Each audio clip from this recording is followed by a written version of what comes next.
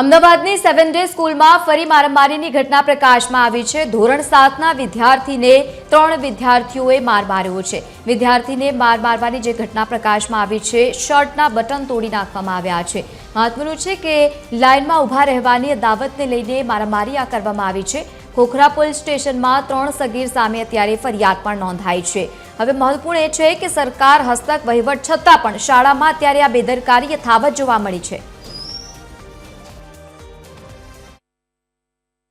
ગઈકાલે આ બનેલી જે ઘટના છે તેના માટે અમે શિક્ષણ નિરીક્ષકને તપાસના આદેશ આપ્યા છે અને પ્રિન્સિપલ તેમજ એડમિન હેડ તેમજ જે લોબી ઇન્ચાર્જ અને સદર ક્લાસના જે ક્લાસ ટીચર છે તેમના ખુલાસા પણ માગ્યા છે, કારણ કે ઘટના બનેલી છે તેની વહીવટદાર તરીકે અમોને જાણ કરેલી નથી। ગઈકાલે અમો હાઈકોર્ટમાં મેટરના અનુસંધાને ત્યાં હતા, તો જાણ આજ સુધી એટલે કે આજ સવાર સુધી કરવામાં આવેલી નથી, જેથી આવી બેદરકારી દાખવવા બદલ પ્રિન્સિપલ જે અગાઉના મેનેજમેન્ટ દ્વારા નિમણૂક થયેલી છે અને સાથે સાથે એડમિન હેડ કે જેઓએ આ પ્રકારની ઘટનાની જાણ કરવા માટેની જે બાબતો છે એમાં ઉદાસીનતા દાખવી છે, જેથી તેઓને પણ અમે નોટિસ આપી ખુલાસો માગ્યો છે અને સમગ્ર ઘટનાના વિગતવાર અહેવાલ અમે શિક્ષણ નિરીક્ષક પાસે માગ્યા છે।